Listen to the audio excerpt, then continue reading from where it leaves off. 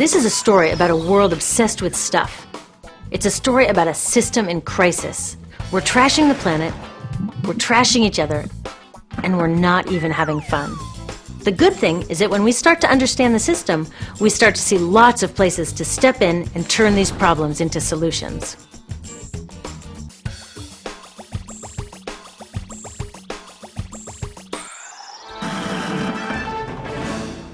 I am so glad that the world is finally getting together to stop climate change.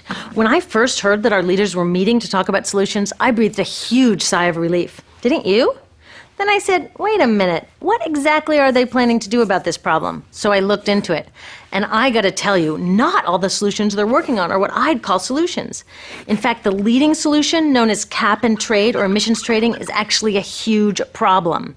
Now, I know this is the last thing you want to hear, but the future of our planet is at stake, so we gotta take the time to understand what's going on here. Okay, meet the guys at the heart of this so-called solution.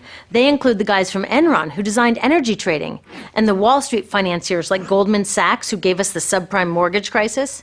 Their job is to develop brand new markets. They stake their claims, and then when everyone and their grandmother wants in, they make off with huge amounts of money as the market becomes a giant bubble and bursts. Well, their latest bubble just burst, and now they have a new idea for a market: trading carbon pollution. They're about to develop a new $3 trillion bubble. But when this one bursts, it won't just take down our stock portfolios, it could take down everything. So how does cap and trade work? Well, pretty much all serious scientists agree that we need to reduce the amount of carbon in the atmosphere to 350 parts per million if we want to avoid climate disaster. In the US, that means reducing our emissions by 80%, maybe even more, by 2050. 80%! Now, the problem is that most of our global economy runs on burning fossil fuels, which releases carbon. The factories that make all our stuff, the ships and trucks that carry it around the world, our cars and buildings and appliances, and just about everything. So how are we going to reduce carbon 80% and not go back to living like Little House on the Prairie? Well, these cap and trade guys are saying that a new carbon stock market is the best way to get it done. The first step would be getting governments around the world to agree on a yearly limit on carbon emissions. That's the cap. I think that part is great. So how do they want to ensure that carbon emissions stay under the cap? Well, governments would distribute a certain amount of permits to pollute. Every year there would be fewer and fewer permits as we follow the cap to our goal. Innovative companies will get on board, building clean alternatives and getting more efficient. As permits get scarcer, they would also become more valuable. So naturally, companies who have extra will want to sell them to companies who need them. That's where the trading comes in. The logic is that as long as we stay under the cap, it doesn't matter who pollutes and who innovates. We'll meet our climate deadline, avoiding catastrophe, and oh yeah, these guys take their fee as they broker this multi-trillion-dollar carbon market. Save the planet, get rich, what's not to like? Some of my friends who really care about our future support cap and trade. A lot of environmental groups that I respect do too. They know it's not a perfect solution and they don't love the idea of turning our planet's future over to these guys, but they think it's an important first step and that it's better than nothing. I'm not so sure. And I'm not the only one. A growing movement of scientists, students, farmers, and forward-thinking business people are all saying, wait a minute. In fact, even the economists who invented the cap and trade system to deal with simpler problems like fertilizer pollution and sulfur dioxide, they say cap and trade will never work for climate change. Here's why I think they're right. When it comes to any kind of financial scam, like subprime mortgages or Bernie Madoff's pyramid scheme, the devil is always in the details, and there are a lot of devils in the details of the cap and trade proposals on the table. Devil number one is known as free permits, which is why some people call this system cap and giveaway. In this scheme, industrial polluters will get the vast majority of these valuable permits for free. Free! The more they've been polluting, the more they get. It's like we're thanking them for creating this problem in the first place. In Europe, they tried a cap and giveaway system. The price of permits bounced around like crazy, energy costs jumped for consumers, and guess what? Carbon emissions actually went up. The only part that did work was that the polluters made billions of dollars in extra profits. MIT economists say the same thing would likely happen here in the US. Those billions come from our pockets. A real solution would put that money to work stopping climate change. Instead of just giving permits away to polluters, we could sell them and use the money to build a clean energy economy, or give citizens a dividend to help pay for higher fuel prices while we transition to that clean energy economy, or share it with those most harmed by climate change. Some people call this paying our ecological debt. Since we in the richest countries released the most carbon for centuries and lived a pretty comfy lifestyle in the process, don't we have a responsibility to help those most harmed? It's like we had a big party, didn't invite our neighbors, and then stuck them with the cleanup bill. It's just not cool. Did you know that in the next century, because of the changing climate, whole island nations could end up underwater? And the UN says 9 out of 10 African farmers could lose their ability to grow food. Now, wouldn't a real solution benefit these people instead of just the polluters? Devil number 2 is called offsetting.